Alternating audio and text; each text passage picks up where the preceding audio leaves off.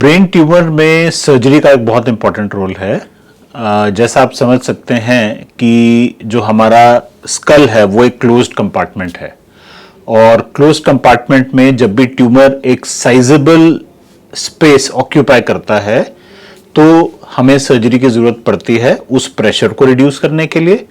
कई बार हमें ज़रूरत पड़ती है उस ट्यूमर को निकालने के लिए, उसका नेचर जानने के लिए, उसको बायोप्सी जानने के लिए। और कई बार और इम्पॉर्टेंटली जब हम देखते हैं कि ट्यूमर बढ़ता जा रहा है, आगे आने वाले नुकसान से बचने के लिए हमें प्रिवेंटिव रोल भी सर्जरी का एक बहुत इंपॉर्टेंट है। तो बेसिकली हमने देखा कि ये 3-4 रीजंस हैं कि हम ब्रेन ट्यूमर्स में सर्जरी क्यों करते हैं। और इस सर्जरी का ऑनेस्टली स्पीकिंग अगर हम एक बड़े ब्रेन ट्यूमर की बात करें तो और कोई खास दूसरा ऑप्शन नहीं होता है। कुछ सिचुएशंस होती हैं जिसमें हम ब्रेन ट्यूमर की सर्जरी ना करके हम एक छोटे साइज के ट्यूमर का सिर्फ बायोप्सी करते हैं। ये वो सिचुएशंस होती हैं जिसमें ब्रेन ट्यूमर काफी डीपली लोकेटेड होता है, जहां हमें पहुंचने में दिक्कत होती है। कई बार वो सिचुएशंस होती हैं जिसमें हम खुद कन्विंस नहीं है कि ये ट्यूमर है या इन्फेक्शन है, ट्यूबरकुलोसिस जैसा, या न्यूरोसिस्टिसर्कोसिस है, या कुछ ऐसे ट्यूमर होते हैं फॉर एग्जांपल लिम्फोमा जिनमें सर्जरी मेनस्टे नहीं है ट्रीटमेंट का। तो ऐसे पेशेंट्स के लिए अगर हम बायोप्सी ले पाते हैं उसके बाद उनके आगे का ट्रीटमेंट रेडिएशन, कीमोथेरेपी और तरह के इलाजों से किया जा सकता है। अब एक और बात आती है कि ब्रेन ट्यूमर सर्जरी का मतलब क्या है, उसमें क्या होता है। तो इसमें हमें समझना है कि सर्जरी कई तरह की होती है। कुछ कॉमन टाइप्स ऑफ सर्जरी मैं आपको डिस्क्राइब करूंगा यहां पे। जो सबसे कॉमन सर्जरी हम करते हैं इसको हम कहते हैं navigation guided micro surgery. Navigation guided micro surgery का मतलब यह है कि हम एक खास टेक्नोलॉजी को यूज करते हैं जिसको हम नेविगेशन कहते हैं। जो ट्यूमर ब्रेन सरफेस के पास में आ रहा है, तो जब हम एक स्पेशल नेविगेशन एमआरआई करके नेविगेशन वर्क स्टेशन में उस इंफॉर्मेशन को डालते हैं, ऑपरेशन थिएटर में हमारे पास एक प्रोब होता है, वो हमें पॉइंट डेमोन्स्ट्रेट करता है कि ये ट्यूमर सबसे सरफेस के पास कहां पे आ रहा है। तो इस टेक्नोलॉजी से हमें बहुत हेल्प मिलती है कि आजकल हम बहुत ही छोटी ओपनिंग जैसे कि 2 इंचेस या 3 इंचेस की ओपनिंग से हम ट्यूमर को माइक्रोस्कोप के अंडर हाई मैग्निफिकेशन से बहुत ही हाई डिग्री ऑफ सेफ्टी से हम उसको रिमूव कर पाते हैं।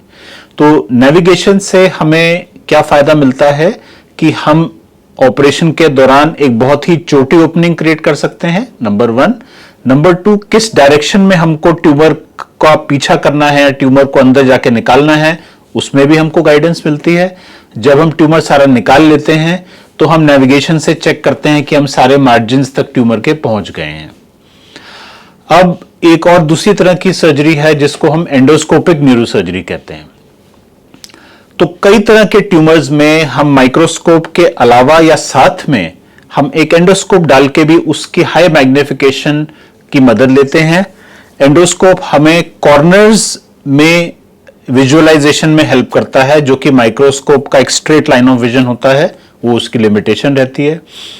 एंडोस्कोपिक सर्जरी बेसिकली 2 तरह की सिचुएशंस में बहुत हेल्पफुल है हमारे लिए। पहली है जो ट्यूमर नाक के ऊपर वाले पार्ट के क्लोज प्रॉक्सिमिटी में है। कॉमनेस्ट एग्जांपल है पिट्यूटरी ग्लैंड के ट्यूमर्स।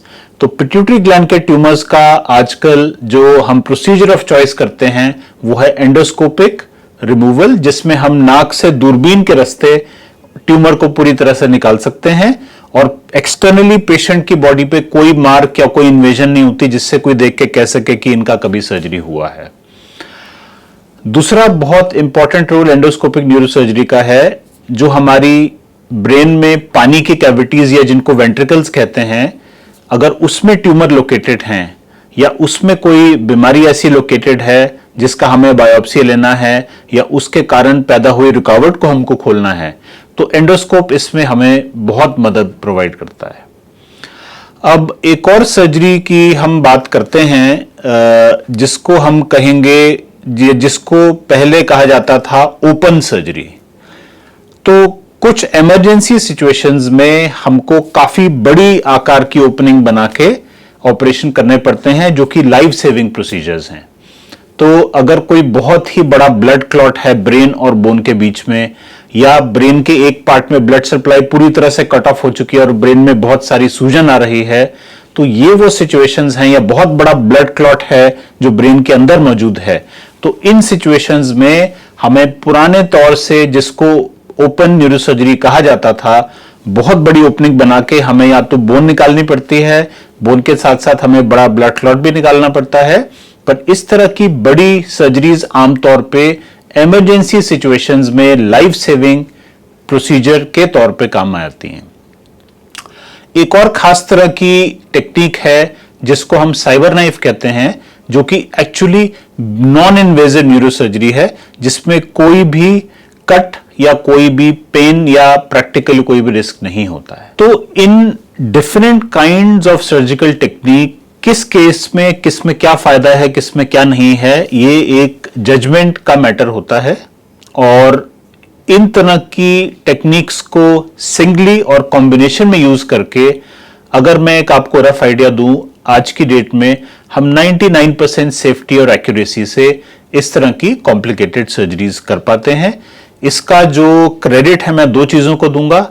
एक तो है बहुत ही एडवांस्ड और कंटेम्प्रेरी टेक्नोलॉजी हमारे पास अवेलेबल है, चाहे हम ऑपरेशन थिएटर के अंदर की बात करें, हमारे पास high zoom, high quality, high resolution magnification के साथ माइक्रोस्कोप्स अवेलेबल हैं, हमारे पास नेविगेशन जैसी टेक्नोलॉजीज अवेलेबल हैं। जो इंस्ट्रूमेंट जिससे हम ट्यूमर एक्चुअली निकालते हैं वो एक और खास तरह का इंस्ट्रूमेंट होता है। दूसरा मेन क्रेडिट है एक अप्रोप्रिएट टीम जिसके पास इनफ एक्सपीरियंस है अलग अलग तरह की सर्जरीज का। तो इस तरह की टेक्नोलॉजी और टीम वर्क के साथ हम कह सकते हैं 99% पेशेंट्स में हम एक अच्छा रिजल्ट दे सकते हैं।